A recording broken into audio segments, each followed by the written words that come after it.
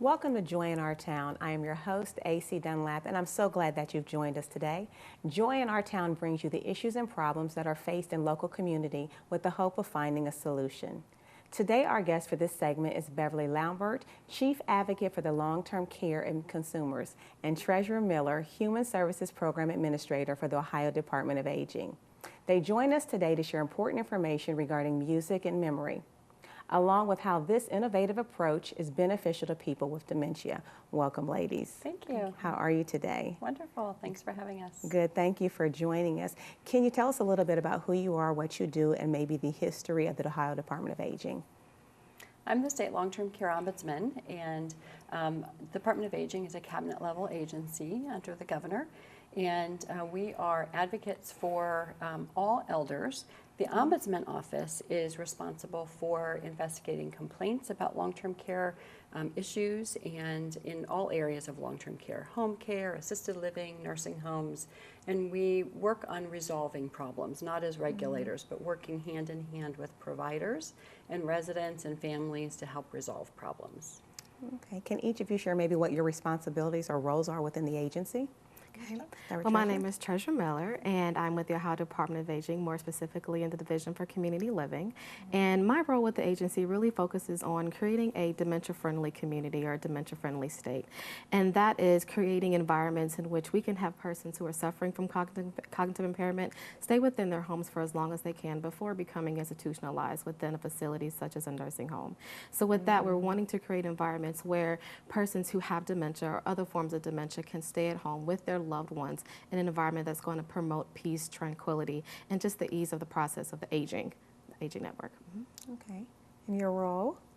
As the State Ombudsman, we have a statewide network of staff and volunteer advocates who visit long-term care facilities, visit people who live in their homes, and listen to them about their concerns. We, in addition to resolving individual problems, we do some systems advocacy too, testifying on legislation that's important to elders and so on.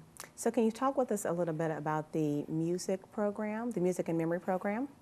The Music and Memory Program is a really innovative research that we're using right now that's used as a supportive research or a respite kind of form of research that people can use to be able to tap into their inner soul and well-being. What we're finding out is a lot of the research that's out there right now is finding connections that memory connections are going to be the synapses within your brain that people hold on to for the longest. It's oftentimes the first memory, even with a child, that they can remember.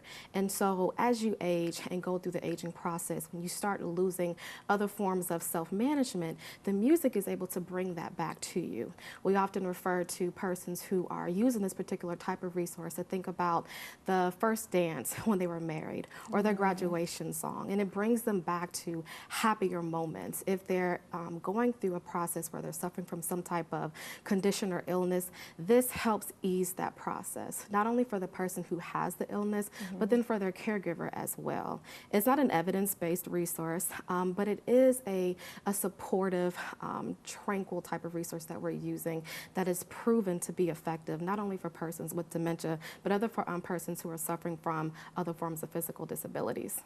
So how long has the program been in existence, and what kind of prompted someone to implement this program? Well, in New York, a gentleman named Dan Cohen, who had a history working in the IT field and was also a social worker, had visited some nursing homes in New York and realized that people were not really connecting to their memories. They weren't fully engaged in life. And so he decided to create personalized playlists. This was about 2006. And then he formed his nonprofit organization, Music and Memory, in 2010.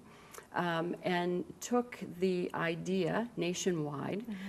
So what we do with Music and Memory is use an iPod or a digital music device to create a personalized playlist for an individual. So what's on my playlist is probably going to be very different from what's on your playlist, just because of our different life experiences and music that we listened to when we were younger. And so creating those personalized playlists assists in the caregiving activity in long-term care. So we started our project in nursing homes in Ohio. Okay.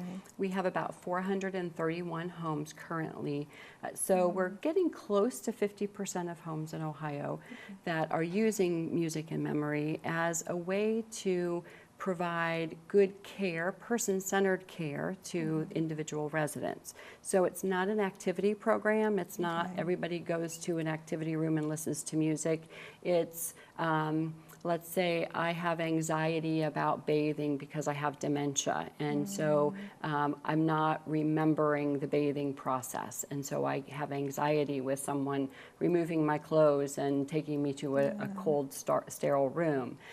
So it's helpful for the caregiver to, maybe a half an hour before it's time for me to go have my shower, to give me my iPod and let me listen to the music that brings memories back to me, makes me more calm, and helps me with the struggle that I'm having that nobody really fully understands with a person with dementia.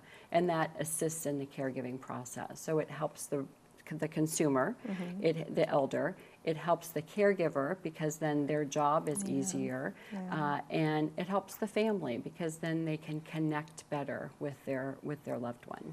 So what has been your feedback regarding the program thus far? It's been very positive. We have, like I said, 431 nursing homes using the program, and families are loving it, homes, staff are loving it. It just creates such a great connection with residents. I met a resident once who the staff said, well, she's nonverbal. And so we gave her music, and she started to kind of talk, tap her foot to the music. And when I was leaving, she looked at me right in the eye and she said, thank you for coming. And the staff were shocked. They said, she doesn't normally talk, but just giving her that music has sort of brought her back and helped her make a connection. In addition to dementia, do you feel that this is a program that maybe other type of medical issues might be able to use as well? Yes, most definitely. The particular service cannot treat or cure any type of medical condition, but it could most definitely be used as a resource to help people cope and deal with the conditions that they're suffering with right now. A lot of people have used it, persons who are suffering from multiple sclerosis and other forms of acute and chronic diseases will most definitely benefit from it. Also beneficial for children with autism, we've heard. So what would you say then is the base of it? Is it attaching to memories, positive memories, and can it be used for children as well as opposed to just adults when maybe as a child you don't have too many memories? Yeah, and part of it is that, that connection in the brain. With children, it's more of a distracting, calming influence, I've heard. Of course, we're from the Department of Aging, so we're not experts in child brains. But with elders, the part of the brain that connects to music is the part of the brain that declines last in a person with dementia. Okay. So we're touching that part, the strong part of the brain, and then that creates that influence and helps people connect. It helps people become more verbal, helps people move around. So it's not even just the psychological connection, but it also has physical impacts because the person starts moving around. They might dance. I talked to a resident of a nursing home once who told me she had toured with Jimmy Durante, and you could have a conversation with her that, what she got out of the conversation was very different from what I got out of it because of her dementia.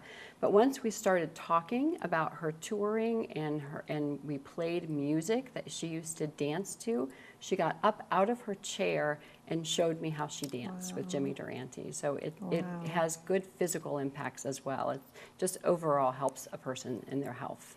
So how exactly are the playlists developed? So the playlists are developed.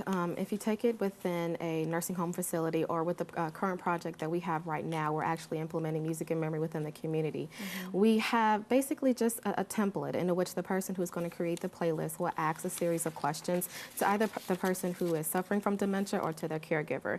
If the caregiver is able to answer it, there will basically be questions that are geared towards a genre of music or really happy memories. So like I said earlier, your wedding dance or the music that you were playing during the birth of your child. Those would be the things that will connect that person to their most deepest and happiest secrets and memories and happiness. And so with that, they create a list. It could be anywhere between 10 and 12 songs. They will give them a set of headphones or a pair of earbuds to put inside of their ears. And you can just watch them as it connects to that inner person and to their inner soul. It's also a part of our person-centered approach, which has a more culturally sensitive and culturally defined approach to taking care of someone who's suffering from that form of cognitive impairment. People wanted to implement this program on their own, like with their parent or grandparent. How would they go about doing that? I would recommend going to musicandmemory.org, straight to the organization that created the program, and get some tips there. It's very helpful. Professional, formalized long-term care providers, for example, can get certified to do music and memory with a group of people or, many individuals within their care facility or the home care agency, and they can also get that information from Music and Memory. Okay, so is Music and Memory looking for volunteers, and if so, how do people volunteer for this program as well? One of the things that Music and Memory is trying to do is connect young people to older people.